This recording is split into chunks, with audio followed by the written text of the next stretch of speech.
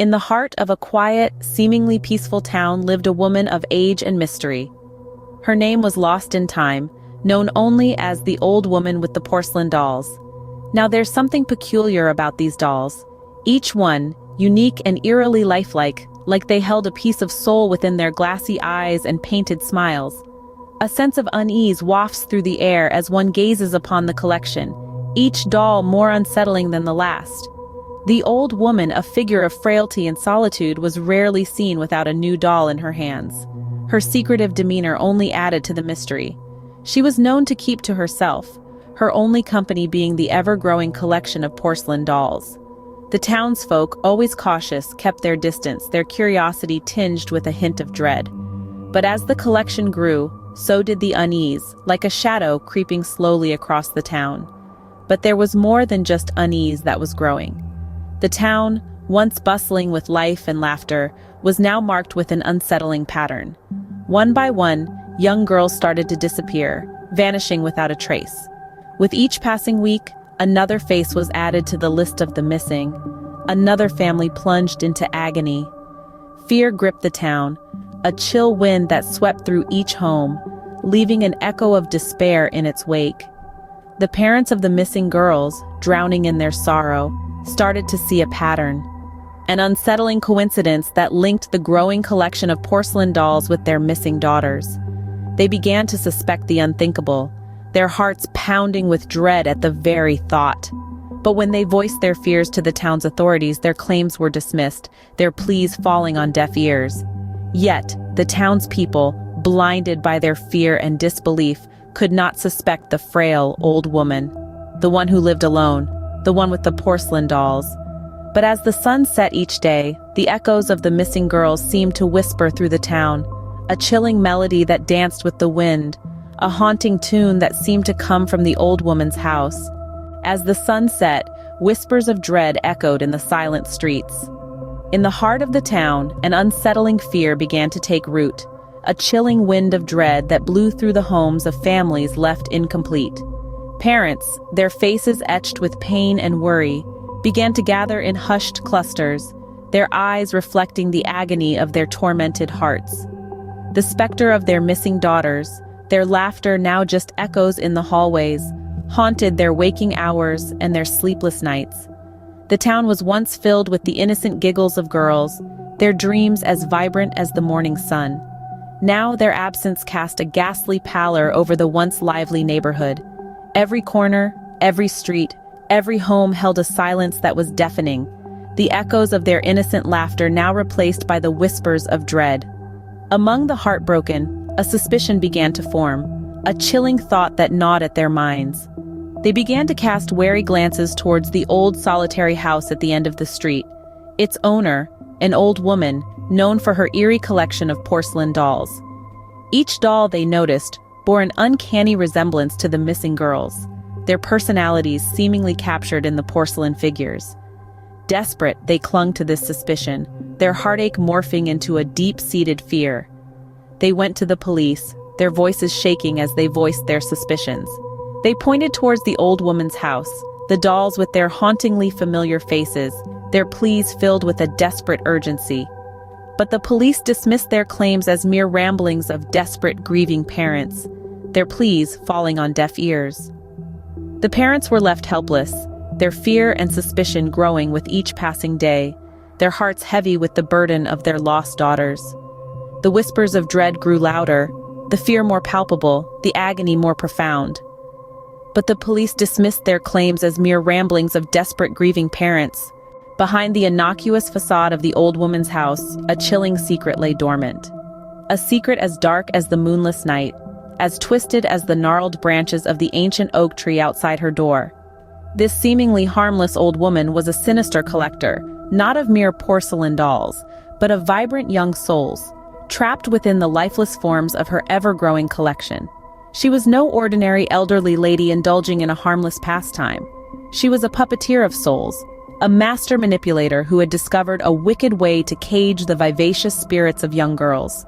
Each doll, with its glassy eyes and painted smile, held the essence of a vibrant life, frozen in time, locked in an eternal, silent scream. The process was insidious, almost imperceptible, like the slow creep of a shadow as the sun moves across the sky. The girls would gradually lose their spark, their joy, their very personalities, until they were nothing but empty shells. Meanwhile, the old woman's collection of dolls would continue to grow, each new addition eerily resembling the latest victim. The revelation of this grotesque truth sent waves of horror and despair through the hearts of the parents. Their worst fears had come to pass, their daughters' vibrant spirits snuffed out, locked away in delicate porcelain prisons. Their tears fell like rain, a torrent of sorrow and regret, a lament for their lost children. Their pleas and accusations were met with disbelief and dismissal. After all, who would believe such a macabre tale? The old woman, with her frailty and her innocent collection of dolls, was beyond reproach.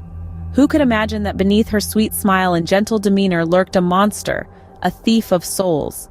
The porcelain dolls, once symbols of innocence, were now vessels of stolen lives. Each one a silent testament to the old woman's heinous acts, each one a haunting reminder of a life cut short, a personality forever trapped in porcelain, a vibrant soul silenced, forever. The town, once paralyzed by fear, was now fueled by it. As the sun set, the parents of the missing girls, armed with a newfound resolve, stood defiantly at the threshold of the old woman's eerie mansion. The air was thick with tension. Their hearts pounded in unison, echoing the drum of battle. They were not the same people they had been. Their innocence was lost, replaced by a grim determination. Each one was ready to go to any length to reclaim their daughter's stolen personalities. The confrontation was imminent. Like a pack of lions protecting their cubs, they confronted the old woman.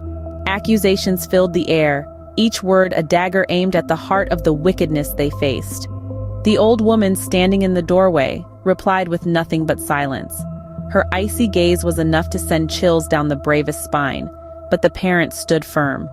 They were not alone in this fight. The whole town, once silent spectators, now rallied behind them. Shopkeepers, teachers, mechanics, everyone joined in this final stand.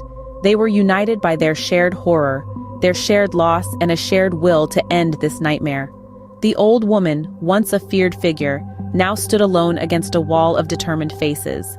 In the end, it was the collective strength of the town that overcame the old woman's sinister power. They fought not with weapons, but with their unwavering belief in their cause. Every cry, every plea, every tear shed was a testament to their unyielding resolve. And when the final confrontation came to an end, the old woman's reign of terror was finally over. The town, once a prey to an insidious predator, had risen as victors. The nightmare was over, but the battle scars would remain, a constant reminder of their courage, their loss, and their triumph. The old woman's reign of terror was finally over. In the aftermath of the horror, the town was forever changed. A hush descended, heavy with the weight of revelation. The porcelain dolls, once innocent symbols of childhood, held a dark secret, one that had finally been exposed. The old woman, the veiled puppeteer of this terrifying charade, had been overcome. The townsfolk, fueled by a fierce determination to save their children, had managed to break the enchantment that held the girls captive. Each doll was delicately handled, their porcelain forms cradled as if they were the very children they held within. One by one, the dolls were released from their captor's curse, the air shimmering with the rush of returning spirits. Imagine, if you will, the overwhelming joy as each girl's personality was restored. The relief was palpable, a collective sigh echoing through the town as the last of the girls returned. Their parents, once anguished, now held their daughters close, their tear-streaked faces bearing the widest of smiles. The old woman's fate, however, was forever sealed. The townsfolk, once dismissive of the accusations against her, had seen the truth with their own eyes. She was banished, her legacy of terror etched into the town's history. The house, once a place of dread, was left abandoned, its eerie silence a stark contrast to the laughter and joy that now filled the homes of the reunified families. The town began to heal, the once grim whispers replaced with stories of resilience and unity. The ordeal had been a test of their collective spirit, one they had passed with flying colors. The girls once lost were found again, their spirits stronger, their bonds unbreakable. Years later, the town still bore the scars of its past, but it wore them as badges of honor. The old woman's house, once a place of dread, now stood as a reminder of the town's resilience and unity. It was a testament to their strength, a monument to their triumph over the darkness that had once threatened to consume them. Y'all, we're wrapping up here, but don't you go anywhere just yet. Show some love, hit that like button. Fancy more content like this? Go on, subscribe and let that bell icon ring so you won't miss a beat. Thanks for tuning in, and remember, sharing is caring. Until next time, stay tuned.